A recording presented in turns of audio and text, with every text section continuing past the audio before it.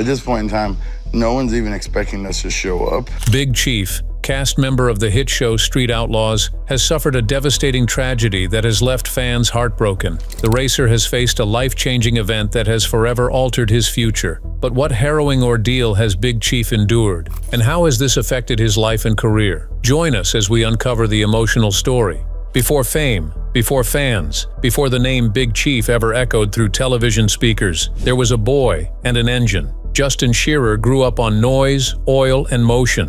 While classmates chased games and toys, he chased the sound of revving motors through neighborhood alleys. When his family moved to Oklahoma in 1992, the scenery changed, but the rhythm stayed. At 9, he rode his bike to Old Route 66 just to watch the street racers. The smell of burnt rubber, the flash of headlights, the roar that rolled through his chest. By 16, he had a car, a dream, and a name to make. The car was a tired 1972 Pontiac Le Mans. He called it the Crow. It rattled, smoked, and screamed, but it moved like freedom. Then came the mistake that shadowed him for years. A hit and run at 18. He didn't wait. He ran. Was it fear, arrogance, survival instinct? No one knows. But where does passion end and self-destruction begin? How fast can someone go before the road fights back? Oklahoma's underground was raw, adrenaline, asphalt, and pride. For Justin, it was oxygen. He wasn't rich, but he was relentless.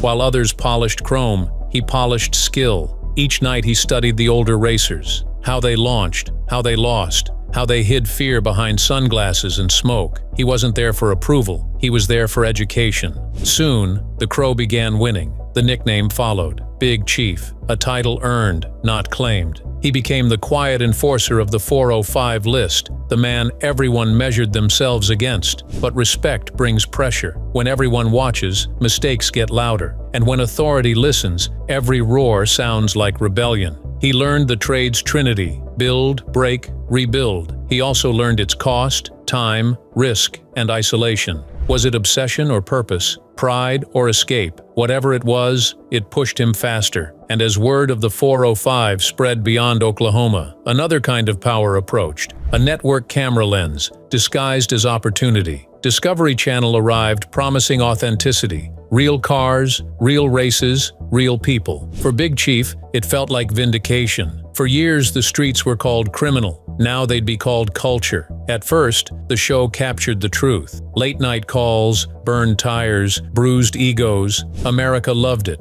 Ratings surged. But success changes the steering angle. Suddenly, the roar was rehearsed, the rivalries rewritten, the danger managed. What once felt sacred became scheduled. The chief tried to adapt, smiling in interviews, signing autographs, selling merchandise, but performance is a poor substitute for purpose. How long can a racer pretend the race is real when every finish line is filmed twice? He was gaining everything: money, fame, attention, and losing the only thing that mattered: authenticity. The camera turned him from outlaw to product, and products eventually get replaced. The question was no longer how fast could he drive, it was how long could he endure the spotlight before it burned him. Fame doesn't erase history, it magnifies it. Old citations resurfaced, speeding tickets, reckless charges, a suspended license. Each one whispered a reminder. The streets never forget. Then came the rumor mill, whispers of unpaid taxes, over $1 million owed by him. The facts blurred into speculation, but one truth held steady. This man who beat everyone on the road couldn't outrun bureaucracy. Fast cars, fast money, and faster trouble. He laughed it off publicly, but pressure leaves fingerprints. How many rebuilds can one man survive before the bolts inside start loosening? Behind the roar of engines was another sound ticking. Deadlines, debts, consequences. And like every ticking thing, it was heading toward detonation. In 2013, Street Outlaws exploded, and Big Chief became the face of underground racing turned mainstream. America cheers, Oklahoma watches warily. At first, it feels like victory, redemption, and reward. But television thrives on conflict. Producers wanted drama. Drama meant tension, and tension meant distortion. The authentic racer became a reality show king. Was this evolution or corruption? The more polished the show became,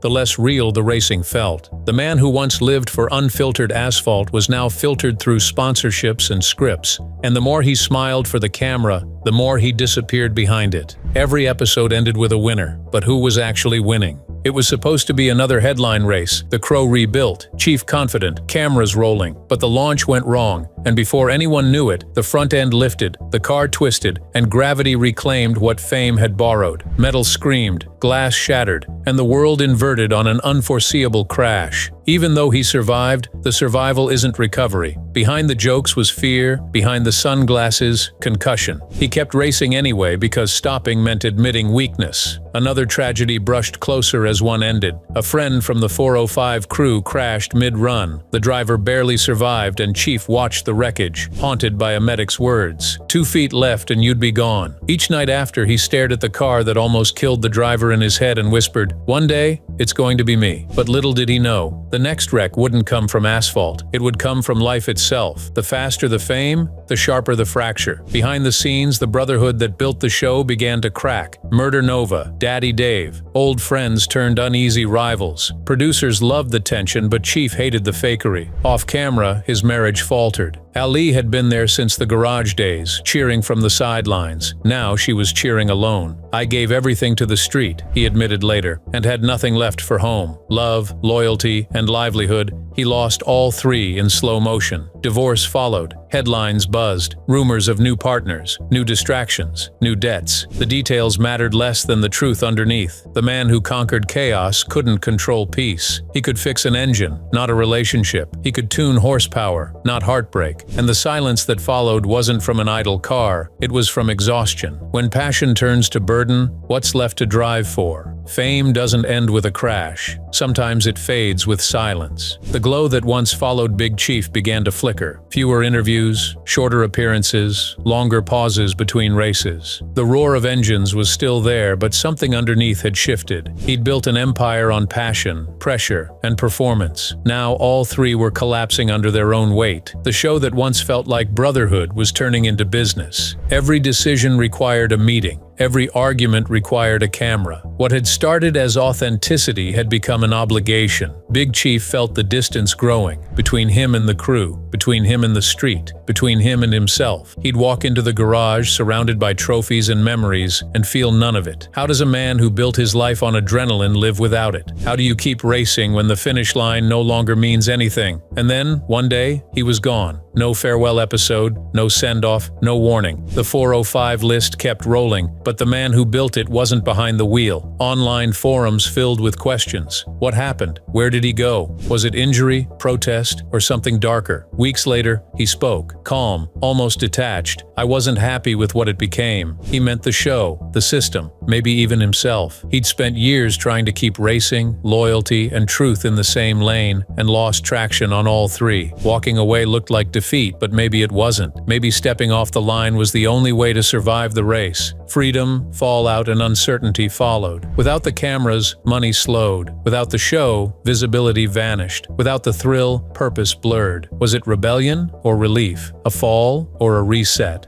When the lights finally dimmed, Big Chief didn't vanish. He shifted. The silence that followed Street Outlaws wasn't retirement. It was rebuilt. Away from the cameras, he started again on his own terms, posting YouTube updates, working with local racers, and keeping the Crow alive. Fans called it a comeback. Critics called it decline. But the truth sat somewhere in the middle. This wasn't about views. He has lost everything, and it's over. But for the first time in decades, Justin Shearer was racing without anyone watching. But questions followed him like exhaust smoke. Was this peace permanent or just a pause? Could a man who lived for velocity truly learn to slow down? Every racer tells himself he's done, but the road never stops calling. One last build, one last run, one more chance to feel that surge again. Today, Justin Shearer lives quietly in Oklahoma. No red carpets, no film crews, just wrenches, wisdom, and work. He spends his days in the same kind of garage where everything began. He doesn't talk about fame much. Instead, he talks about the people who build, the discipline it takes to earn respect, and the roads that outlast reputations. To the younger racers who visit, he's not a celebrity, he's a teacher. When asked what he'd change, he always gives the same answer: nothing. The road remembers, because in the end, legends don't vanish. They endure in stories, engines, and echoes. When fame and loyalty collide, which one do you think survives? Share your thoughts in the comments. Thank you for watching this video with us. Don't forget to like, comment, and subscribe for more videos like this.